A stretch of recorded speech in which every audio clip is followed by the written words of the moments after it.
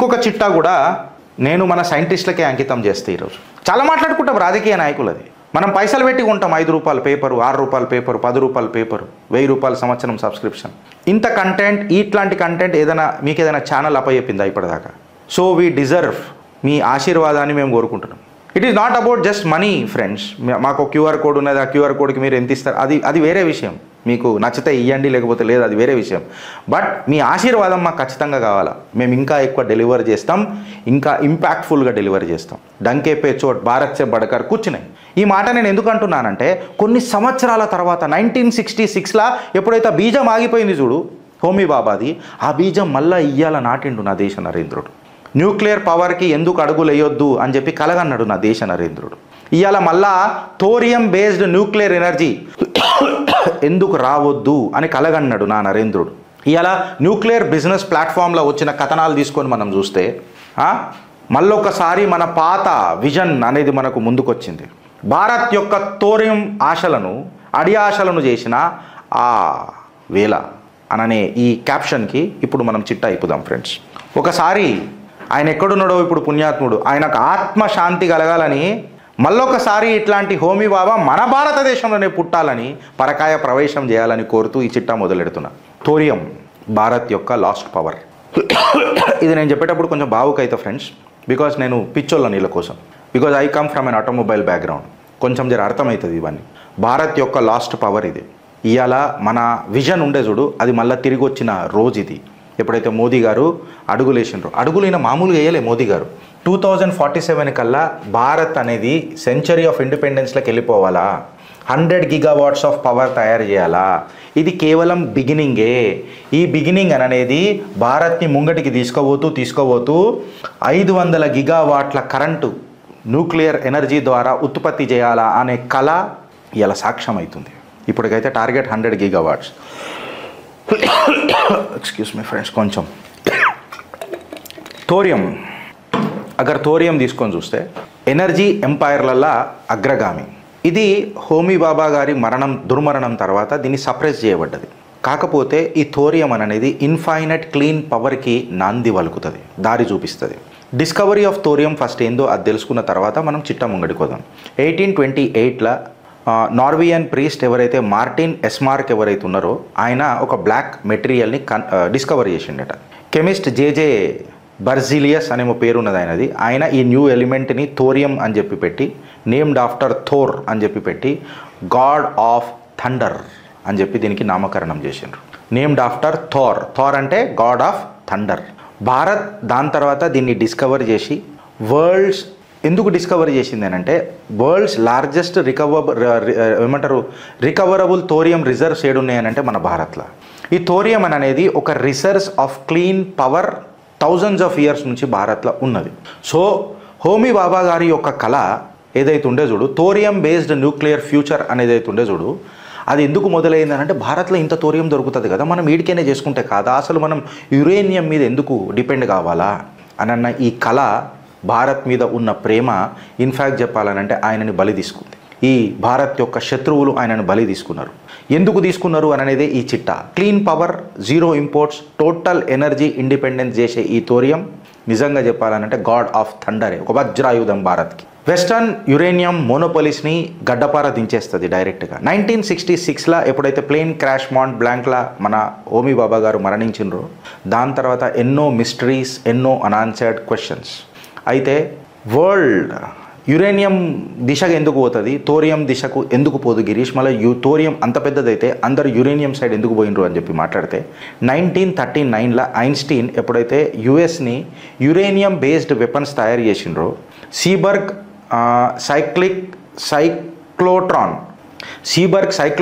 Cyclotron experiments ఏం prove చేసినాయంటే uranium 239ని ఎప్పుడైతే నువ్వు ఎన్రిచ్ చేసి పెడతావో అది ప్లూటోనియం వస్తుంది, నువ్వు అదే థోరియంని ఎన్రిచ్ చేసి కరెక్ట్గా తీసుకొని పోతే యురేనియం 233 వస్తుంది అని చెప్పి చెప్పిండ్రు. అయితే ఈ రెండు కూడా చైన్ రియాక్షన్స్ని సస్టైన్ చేస్తాయి. బట్ యురేనియం 233 ఉంది కదా, అది చాలా క్లీనర్ ఫ్యూయల్, సేఫర్, ఇంకా మన రియాక్టర్లకు చాలా ఫ్రెండ్లీ ఉంటుంది అది. బట్ ఈ థోరియం ఇంకొక ప్రాబ్లం క్రియేట్ చేస్తుంది. ఏంటంటే మన ఆర్మ్స్ లాబీ ఏదైతే ఉంది కదా ప్రపంచంలో, వాళ్ళకు ఒక థ్రెట్. ఎందుకంటే ఐన్స్టీన్ చెప్పిండని వాళ్ళు కంప్లీట్గా యురేనియం మీదకి షిఫ్ట్ అయిపోయారు. యురేనియం మీదకి వాళ్ళు షిఫ్ట్ అయిపోయారు. ఇక్కడ అసలైన సిసలైన ఆట మొదలై మన హోమీ బాబాను బలి తీసుకున్నది. చైన్ రియాక్షన్స్ నేను మ్యాక్సిమం మీకు సింపుల్ లాంగ్వేజ్లో పెట్టడానికి ప్రయత్నం చేస్తా. I stand corrected with any data this things. చెప్పలేకపోతే నన్ను క్షమించండి, బట్ ఎవరన్నా మీకు తెలిసి ఉంటే కమెంట్ రూపంలో కూడా ఇది ఎక్స్ప్లెయిన్ చేయొచ్చు. న్యాచురల్ యురేనియం అగర్ మనం తీసుకొని చూస్తే mostly it is called as U-238 non fissile అని చెప్పి మాట్లాడతారు. బాంబ్స్కి కావాల్సినది యురేనియం 235. న్యాచురల్ యురేనియం ఏంది? యురేనియం 238. బాంబ్స్కి కావాల్సింది ఏంది? యురేనియం 235. నా దగ్గర డేటా కూడా ఉంది, లేదని కాదు, మీకు పెట్టమంటే పెడతాను. సో నీకు న్యాచురల్ యురేనియం అంటే ఏంది? యురేనియం 238. బాంబ్స్కి ఏది కావాలా? 235 కావాలా. దాన్ని నువ్వు ఎన్రిచ్మెంట్ చేయాలి. ఎన్రిచ్మెంట్ అంటే అది కాంప్లెక్స్, మళ్ళీ ఎక్స్పెన్సివ్. థోరియంని యురేనియం 233 లాగా నువ్వు ఈజీగా చేసుకోవచ్చు.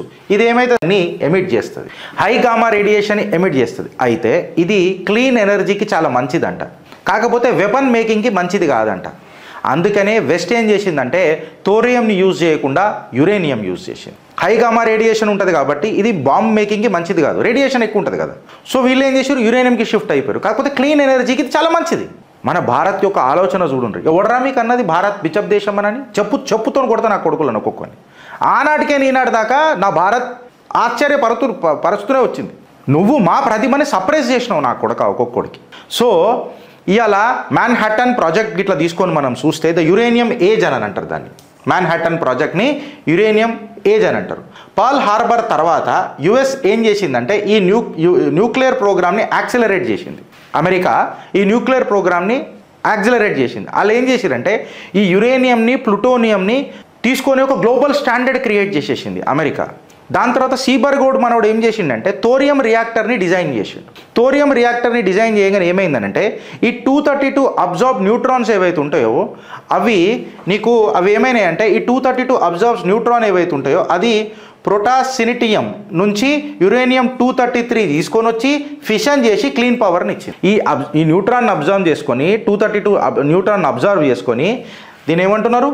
ప్రొటాసింటినియం తీసుకొని వచ్చి దాన్ని నీకు యురేనియం 233కి తీసుకొని వచ్చి యురేనియం 233ని ఫిషన్ చేస్తే నీకు క్లీన్ పవర్ వస్తుంది. ఫిషన్ అంటే నువ్వు ఆల్ఫా పార్టికల్తో బంబాడి చేస్తావు. న్యూక్లియర్ రియాక్టర్ చూసుకుంటే గూగుల్ కొడితే మీకు వస్తుంది. సో ఇండియా 3 స్టేజ్ల న్యూక్లియర్ ప్లాన్ రెడీ చేసుకుంది అప్పటి బాబా గారి ఆశీర్వాదంతో, మన హోమీ బాబా గారి ఆశీర్వాదంతో. ఎట్లా అంటే pressurised heavy water reactor D2O అని అంటాం. హెవీ వాటర్ అని అంటే D2O. కెమిస్ట్రీ చదువుతున్న వాళ్ళకి క్లియర్ కట్గా అర్థమవుతుంది. అంటే ఇక్కడ ఏం చేసిరంటే న్యాచురల్ యురేనియంని ప్లూటోనియంకి బ్రీడ్ చేసే ప్రక్రియ మొదలెట్టిండ్రు ఫస్ట్ స్టేజ్లో. సెకండ్ స్టేజ్లో ఏం చేసిరంటే ఈ బ్రీడ్ అయిన యురేనియంని తీసుకొని వచ్చి ఫాస్ట్ బ్రీడర్లు యూజ్ చేసి దీన్ని ఈ థోరియంని U-233కి కన్వర్ట్ చేసిండ్రు.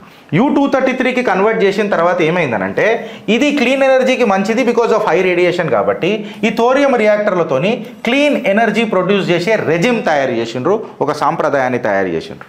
ఈ ఆలోచన కొన్ని సంవత్సరాల ముందే హోమీ బాబా గారికి వచ్చింది. ఇది వరల్డ్స్ మోస్ట్ అంబిషియస్ ప్లాన్ ఉండే. థోరియంకి రోడ్ మ్యాప్ ఇచ్చింది ఆ రోజు. హోమీ బాబా గారిని బలి తీసుకుంది. ఎందుకు డిలే అయింది గిరీష్ అని చెప్పి మాట్లాడితే థోరియం నీడ్స్ ఫిసిల్ స్టార్టర్ ఫ్యూయల్ అంటారు. ఫిసిల్ స్టార్టర్ ఫ్యూయల్ ఇనిషియల్ ప్రోగ్రెస్కి ఇది కావాలా. అయితే మన దగ్గర ఉంటారు కదా పొలిటికల్ లీడర్లు, కద్దర్ చొక్కాలు వేసుకొని తెల్ల బట్టలు వేసుకుంటారు, మనసులు తెల్లగా ఉన్నాయి. వీళ్ళు ఏం చేసేది తెలుసా? యురేనియంని ఇంపోర్ట్ చేసుకున్నాం అనుకో మా కిక్ బ్యాక్లు వస్తాయి, అమెరికా వాడు చెప్తున్నాడుగా అని షార్ట్ టర్మ్ గోల్స్ పెట్టుకొని నడిపినరు భారత్ ఇప్పటిదాకా. కేవలం హోమీ బాబా గారు మరణించిండ్రు అని అంటే ఆయన రాసిన థెసిస్ ఉంటుంది ఖచ్చితంగా, దాన్ని ముంగటికి తీసుకుపోయింది ఇలా దేశ నరేంద్రుడు. నాకు మంటేడలేస్తుంది తెలుసా మన భారతీయుల మీద ఒక్కొక్కసారి నాకు నిజంగా ఎస్పెషల్లీ హిందువుల మీద. ఇప్పుడు పెట్రోల్ మనకు చీప్ దొరుకుతుందిగా, 5 రూపాయలు ఎందుకు తక్కువ చేయలే? అరే 5 రూపాయల పెట్రోల్ గురించి ఆలోచిస్తున్నావు, నువ్వు 4,5,400 రూపాయల కరెంట్ బిల్ గురించి అనేది ఎందుకు ఆలోచించావురా? 5 రూపాయల పెట్రోల్ పోతే ఛాతి గుద్దుకుంటావు. చేసే మంచి పని మీకు ఏడ కనబడది ప్రధానమంత్రిది. ఉరులుడు మాత్రం పెద్ద పెడతారు. ఎందుకు చేయాలరా? నువ్వు సంపాదించడానికి చేత కదా, చేత కదా. ఒక 5 రూపాయలు పోతే ఛాతి గుద్దుకున్నావు, మళ్ళీ కరెంట్ బిల్ ఎందుకు కడుతున్నావురా? నీ ఫేక్ సర్టిఫికేట్లు పెట్టి దొంగ సర్టిఫికేట్లు పెట్టి ట్యాక్స్ ఎవేజన్లు చేసుకుంటా నాకు ఆమ్దాని లేదని చెప్పి ఫ్రీ కరెంటు తీసుకునే బిచ్చ బతుకులు ఉన్నన్ని రోజులు భారతదేశం బాగా ఎట్లా పడుతుందిరా? ఐఎమ్ సారీ, ఎమోషనల్గా పోతున్నా. ఇప్పుడు ఇదేమైపోయిందనంటే ఈ పొలిటికల్ లీడర్స్ ఈ షార్ట్ టర్మ్ గోళ్ళ కోసం నిలబడిపోయి తీసుకురాలి. దాని తర్వాత ఈ పాలిటిషియన్స్ వెనకాలనే కూర్చొని ఉంటారు ప్యాంట్ కింద చెడ్డీలు ఉన్నట్టు. ఈ బ్యూరోక్రసీ ప్రాసెస్ ఈ బ్యూరోక్రసీ ప్రాసెస్ ఫారిన్ ప్రెషర్కి ఎప్పుడు ఒప్పుకుంటుంది, అది మనం చేయలేము. నిర్మలా సీతారామన్ గారు కూడా ఒక మాట అన్నారు, మేము ట్యాక్స్ ల్యాబ్లు ఎప్పుడో చేద్దామని అనుకున్నాం కానీ బికాస్ ఆఫ్ బ్యూరోక్రాటిక్ ప్రెషర్ మేము అది చేయలేకపోయినామనండి. ప్రతి ఒక్క డిలే భారత్ని వెనుకకు లాగుతూ పోయింది, యురేనియం డీలర్లను పెంచుతూ పోయింది, ఆర్మ్స్ లాబీకి పెత్తనం ఇస్తూ పోయింది ఫ్రెండ్స్. ఆర్మ్స్ లాబీకి పెత్తనం ఇస్తూ పోయింది. దాని తర్వాత నీలి మేఘాలు, వెనుకకేని వెన్నుపోటులు, సస్పిషన్స్. 1966లో హోమీ బాబా గారి మరణం ఎయిర్ క్రాష్లా, ఫ్యూ మంత్స్ తర్వాత లాల్ బహదూర్ శాస్త్రి గారి దుర్మరణం, దానికంటే ముందే అనుకుంటా, హోమీ బాబా కంటే ముందే అనుకుంటా if I'm not wrong. Lal Bahadur Shastri garu మరణించిన తర్వాతనే హోమీ బాబా గారు పోయినారు. ఇద్దరు మరణాలు మళ్ళీ మిస్టీరియసే. వీళ్ళిద్దరు న్యూక్లియర్ టెస్ట్కి చాలా ప్రో ఉన్నోళ్ళే.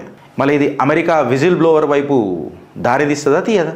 అంటే ఈ ఆపరేషన్స్ అన్నింటినీ భారత్ని వెనుకకు నెట్టాలన్నదా కాదా? ఇప్పుడు చెప్పుర్రా, భారత్ ఎక్కడ వెనుకబడ్డది ఆనాటి నుంచి ఈనాటి దాకా?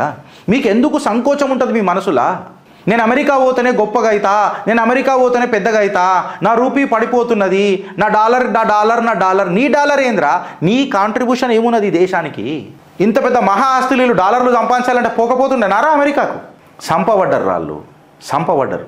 నువ్వు సానుభూతాన్ని వ్యక్తం చేసినావా అంటున్నా. ఇది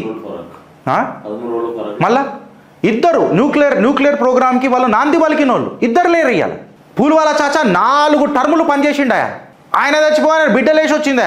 సరే బిడ్డకు కొంచెమో గొప్పనో నేను క్రెడిట్ ఇస్తాను ఇందిరాగాంధీ గారికి. దాని తర్వాత రాజీవ్ గాంధీ గారు ప్లేన్ నడుపుకున్నట్టు ఆయన వచ్చిండా? సరే పోనీ ఆయనకు కూడా ఇద్దాం, ఏదో ఐటీ రంగాన్ని ఏదో చేసిండని అనుకుందాం.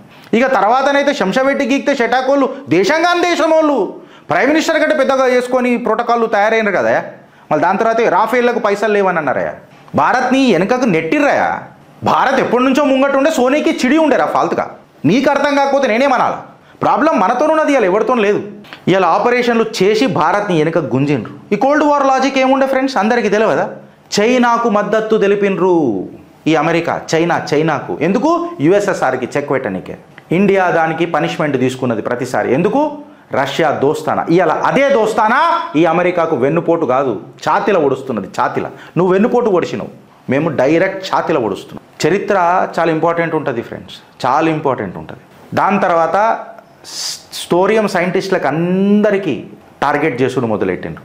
Multiple mysterious deaths. ఎవరెవరివి మల్టిపుల్ డెత్తులు? మన మల్టిపుల్ డెత్తులు లోకనాథన్ మహాలింగంది, రవి మూలేది, బార్క్ సైంటిస్టులు సస్పీషియస్ సర్కమ్స్టెన్స్లల్లో చచ్చిపోయిండ్రు. ఒకళ్ళు హనీ ట్రాప్లలో పడి దీనికి గురైనరు, ఎస్పానియేజ్కి గురైనరు. ఇరాన్, ఇజ్రాయెల్ ఈ టైప్ ఆఫ్ గ్లోబల్ ప్యాటర్న్లలో చచ్చిపోయినరు. న్యూక్లియర్ సైంటిస్టులు ప్రైమ్ టార్గెట్ అయిపోయారు భారతదేశంలో అసాసినేషన్లో. దానికి నిరసనగా అంటే దానికి ఏమైందనంటే ఇండియన్ థోరియం రియాక్టర్లు అనేటివి కొన్ని దశాబ్దాల వారీగా వెనుకబడిపోయినాయి. ఇవాళ భారత్ ఎందుకు భయపడుతుందని అనుకున్నావు? ప్రపంచం ఎందుకు భయపడుతుందని అనుకున్నావు? భారత్ యొక్క థోరియం టెక్నాలజీకి ఎందుకు చెప్పాలనా? గడీలు బద్దలు కొట్టింది భారత్ యురేనియం కార్టల్ది. యుఎస్, కెనడా, ఆస్ట్రేలియా ఏదైతే యురేనియం కార్టల్ ఉంది చూడు, వాళ్ళ దేశాల దగ్గర దొరుకుతాయనని వాళ్ళ గడీలు బద్దలు కొట్టింది. గ్లోబల్ న్యూక్లియర్ ఫ్యూయల్ మార్కెట్లకు గడ్డపార దించింది. క్లీన్ ఎనర్జీ, సేఫ్ రియాక్టర్లతో నాంది వలకనికి ప్రయత్నం చేసింది. ఇలా థోరియం పవర్డ్ భారత్ అనంటే చీప్ ఎనర్జీ, ఇలా థోరియం పవర్డ్ భారత్ అనంటే జీరో ఫ్యూయల్ ఇంపోర్ట్స్. ఒక థోరియం పవర్డ్ భారత్ అనంటే స్మాల్ మాడ్యులర్ రియాక్టర్ ఎస్ఎంఆర్ అని చెప్పి మనం మాట్లాడుకున్నాం, దానికి వలుకుతుంది. ఇలా సైంటిఫిక్ హార్డ్ పవర్ అయింది నా భారత్. థోరియం అనేది ఇలా గేమ్ చేంజర్ ఫ్రెండ్స్. ఇలా అందుకే ప్రపంచం మొత్తం కరిగిపోతున్నది, పుర్జాలు కలిగిపోతున్నాయి వాళ్ళది. ఈ లిక్విడ్ ఫ్యూయల్ డిజైన్ అనేది కంప్లీట్గా ఆటోమేటికల్గా షట్ డౌన్ అవుతుంది. మినిమల్ వేస్టేజ్కి ఇట్లా తీసుకొని చూస్తే 300 to 500 years of radio activity ఉంటుందంట. దీని రేడియేషన్ కూడా జర దాని మీద కూడా మనకు అది సేఫర్గానే ఉంటుంది అని చెప్తున్నారు, ఎస్పెషల్లీ యురేనియం వేస్ట్తో కంపేర్ చేస్తే. వెన్నుపోటు కాదా మనకు చేసిందంతా? ఇట్లాంటి ఇది ఎవరెవరికి మంచిది తెలుసా? ఈ థోరియం రియాక్టర్లు ఏషియాకు మంచిది, ఆఫ్రికాకు మంచిది, లాటిన్ అమెరికాకు మంచిది. డీసెంట్రలైజ్డ్ క్లీన్ గ్రిడ్స్ తయారైతాయి. అగర్ బాబా గారికి అన్న కళ, హోమీ బాబా గారి కళ నిజమైతే ఇవాళ మన పవర్ గ్రిడ్లకు 24/7 చీప్ ఎలక్ట్రిసిటీ దొరికే. మన సబ్మెరైన్స్ 10-15 సంవత్సరాలు ఏ ఫ్యూయల్ లేకుండా భారత్ సముద్రంలలో నడిచేటివి. ఇవాళ మన lunar space programs, lunar bases, Mars transit reactors ఇవన్నీ థోరియం మీద నడుస్తుండే. బిలియన్స్ ఆఫ్ రెవెన్యూ మనకు సేవ్ అవుతుండే. Bharat world clean energy super power అవుతుండే. భారత్కి విజన్ లేక కాదు, విజనరీలను సంపి వెన్నుపోటు పొడిచిండ్రు భారత్కి. హోమీ బాబా గారు దానికి ఇత్తనం నాటిండ్రు.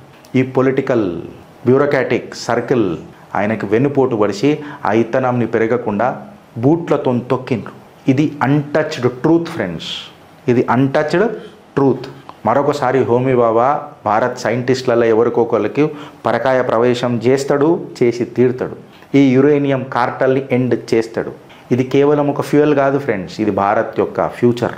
ఇవాళ సీఏ ఎవడు ప్లాట్ చేసుకొని ఆ నమ్మ మొగుడు ఎవడైనా చేసుకొని ఫారిన్ ప్రెషర్కి లొంగే ప్రధానమంత్రులు లేరీడ. గడ్డ పారదించే యోధులు ఉన్నాడు, దేశ నరేంద్రుడు ఉన్నాడు. And this will be a geopolitical game change for the nation. ఓడ్రా ఆపేది ఇప్పుడు భారత్ని. భారత్ మాతాకి జై.